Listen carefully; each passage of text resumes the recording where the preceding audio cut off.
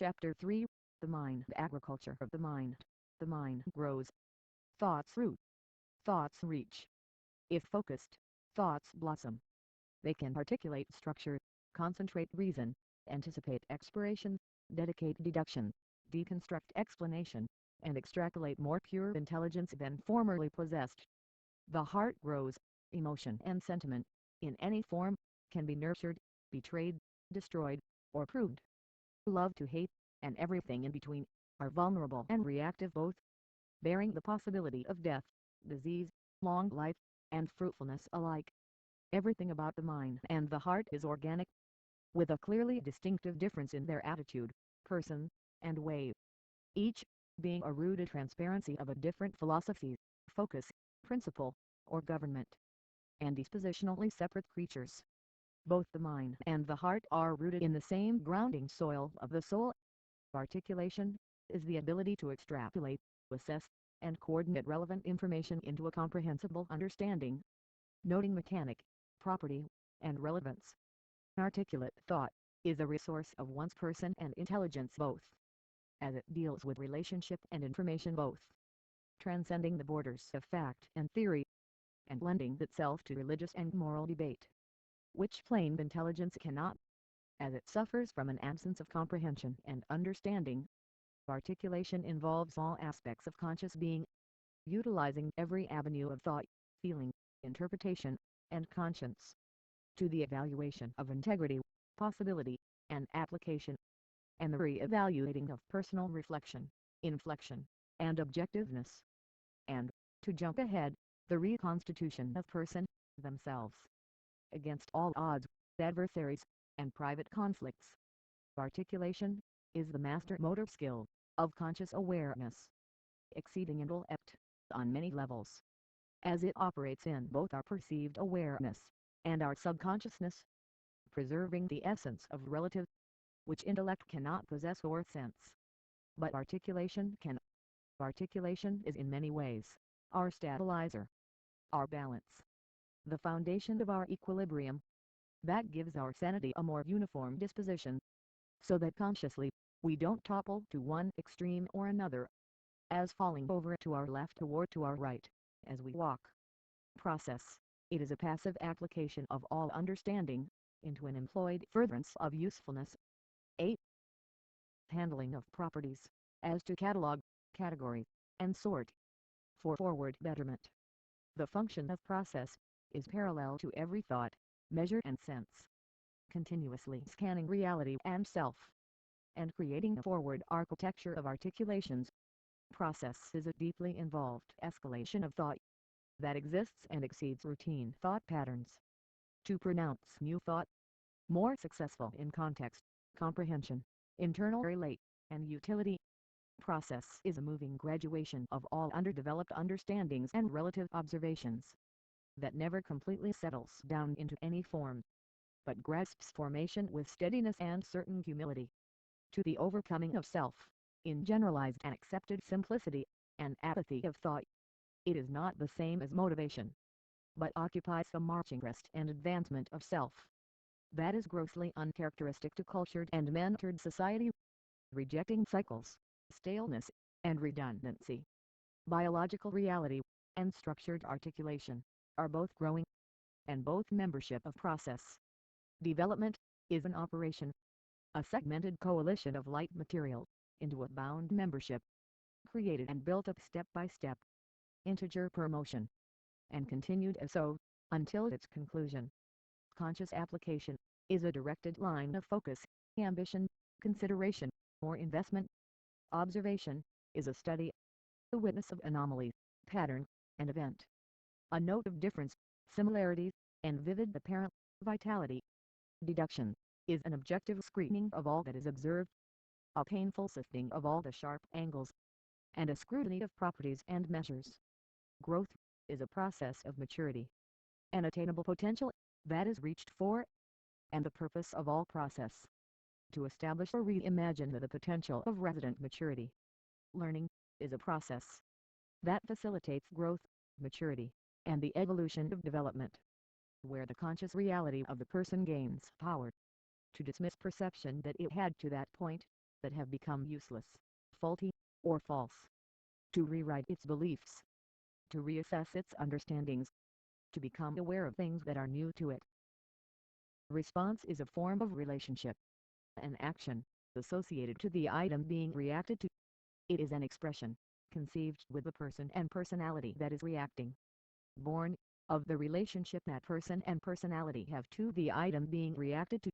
According to the way in which the person and personality identify the item they are reacting to. Overall, the conscious plane of the individual is a mystery. A collection of personal and impersonal writings. Written by perception. Recorded upon tablets of organic essence. And once there, the reader, being self, begins to read and interpret the variables of experience, the fundamentals of reason, and the dynamics of selfish, selfless, and moral argument and objection. It is mutual, it is exclusive, and it is dramatic. With rewards that reach the greatest heights of happiness, and the deepest depths of sorrow, agony, and regret. It is an experience of constant mystery that cannot be repeated, because there is only one mind per life.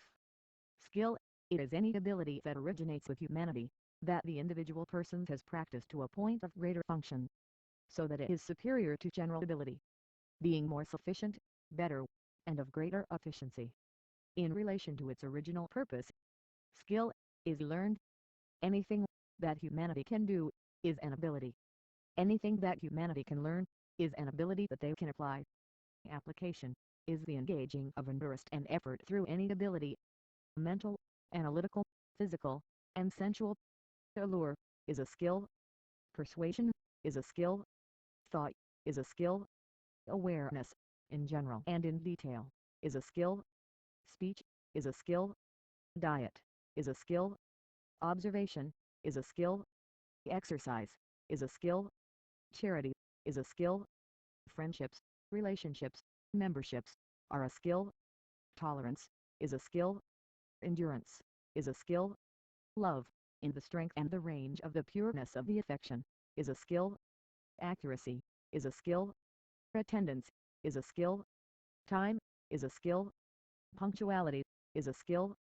And all the many manners of human interactions, in any media, on any platform, of any kind, are a skill.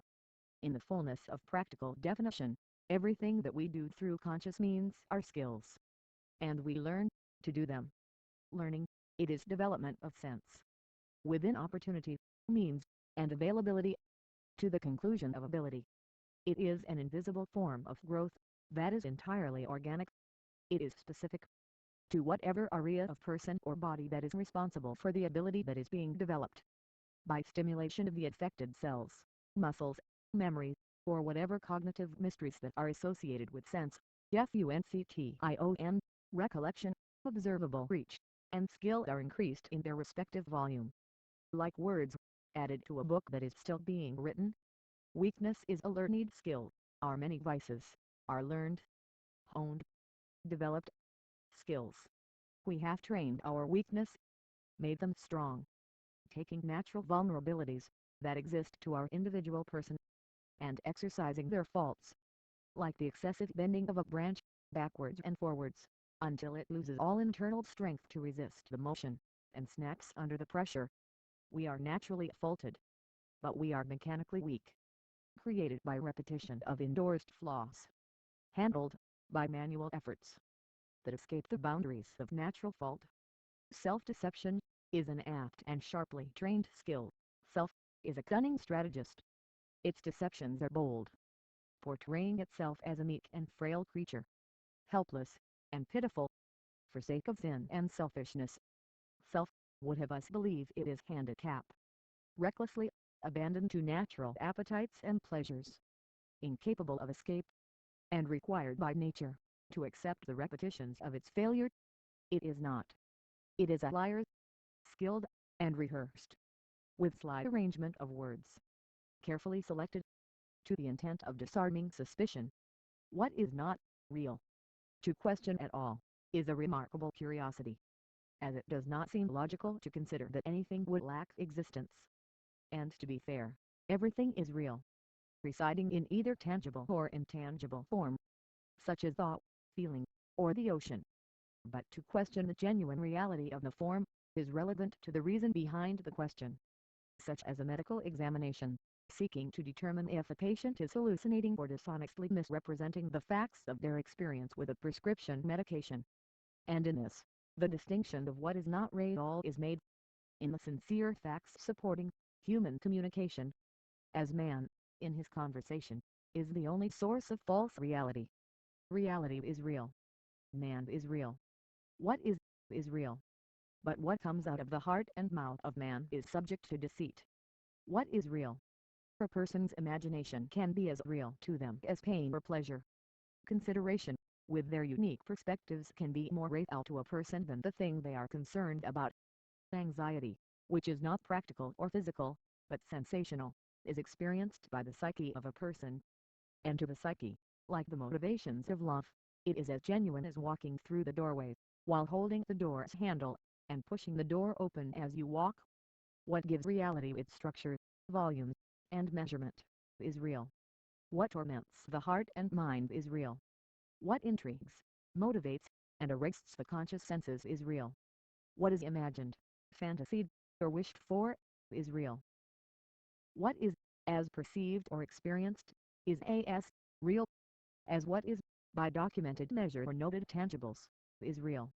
Void, nothingness, and non-existence are also real, by the measure of their consideration, such as divorce, abandonment, abortion, deletion, and expulsion.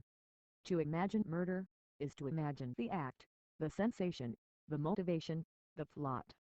And while it is not realized upon the victim, in the flesh, it is realized in the exercise of our thought, in cell memory, nerve, and conscious application. In that our imagination, acting like salivation in the digestion process, is preparing muscle response and conscious coordination of thought, instinct, and ingenuity. Even if we have not done it before, or do not plan on doing so. Just as wanting to do something, is experienced as an emotional fact. And the want of the emotion, is genuinely weighing on the reality of our person, as intangible, but sincere.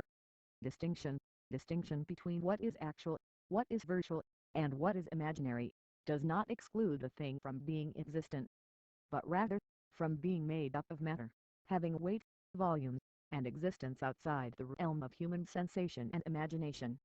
Human reality is different from existence, in that man is a thinker, man is a feeler, and man operates according to will and sensation, not according to the laws that govern universal existence. Thought, emotion, and conscious reality are separate realities from the universe. False representation. Man questions, speculates, theorizes, contemplates, brainstorms, formulates, conjures, options, and experiences hardships, breakdowns, confusions, and incremental changes of growth of his continuous total and his conscious person as a whole. Yet reality, outside man's perspective, remains consistently else, and immune to questions and answers. Man, in asking anything, changes nothing but island, but he himself is changed for asking. And any who hear the query are changed with him. Answers do not exist. Not in reality, only truths. But to man, they are, and do exist.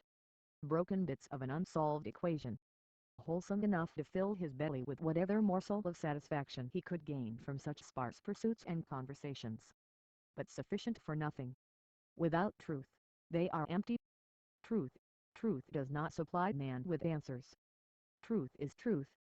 It supplies nothing, not even meaning, because it is justified in itself. Beneath it, everything that is not truth grovels for justification, fabricating its worth with envious pity. Man is powerless over truth. His questions do not prevent the answer. By curiosity or by speculation, what belief he has, or what he believes himself to understand, are void of truth, and are in no way equal to truth or to reality.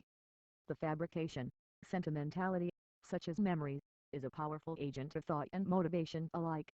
But it is also the mostly useless and self-defeating thing, prohibiting conscious exploration and growth, and binding progressive direction, like shackles on the ankles. The mind of man is like a grain of sand that is suspended inside the blue of the ocean.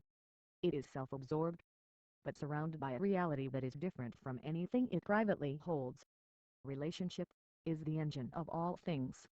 It is the basic principle by which reality is governed.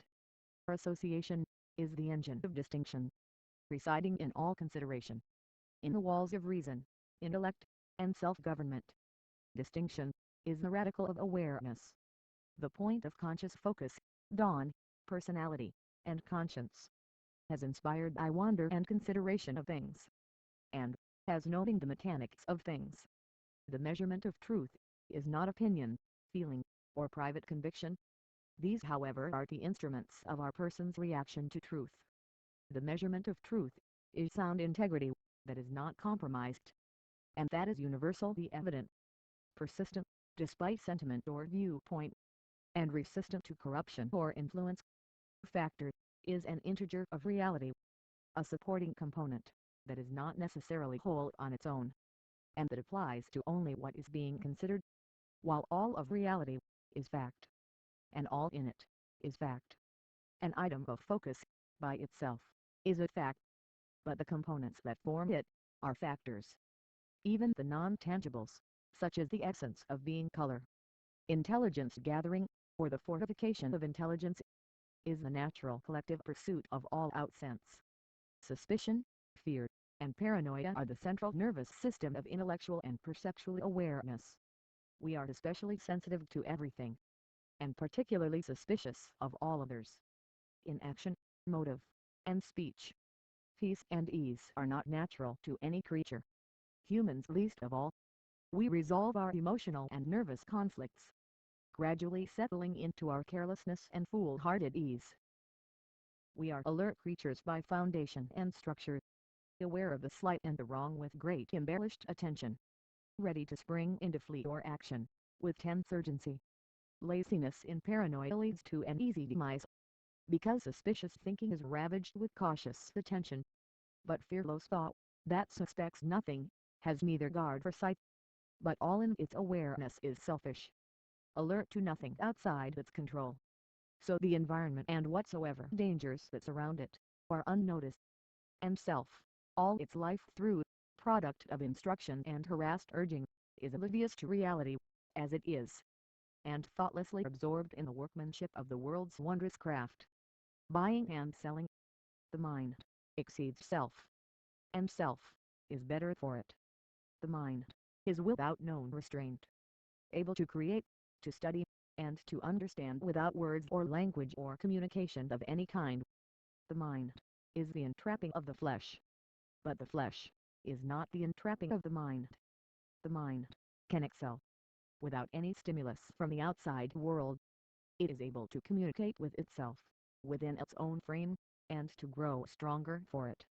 Man is a wild intelligence, raw, rich, and eager, passive eased by trust, placed without security, and swayed like golden grass in the wind, by motion of leadership, fraud, guardianship, majority, pressure, peers, and culture.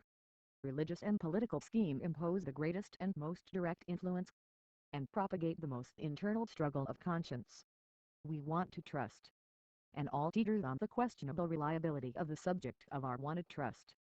Man's senses are deluded by comfort, dulled by their own quietness, like muscles at rest, that unused, turn from tools in our arsenal, to form fitting baggage.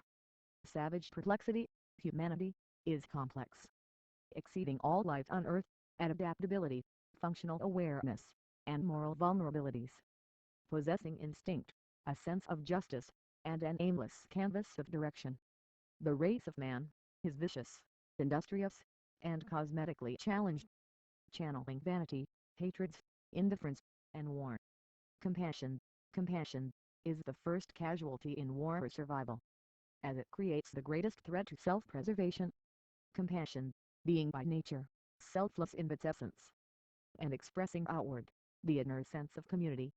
Compassion is the element of humanity that most consider the separation of man from beast.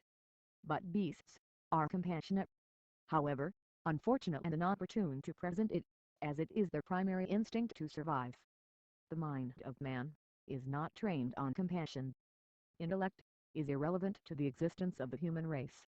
we need little. Compassion, however, we need sparingly.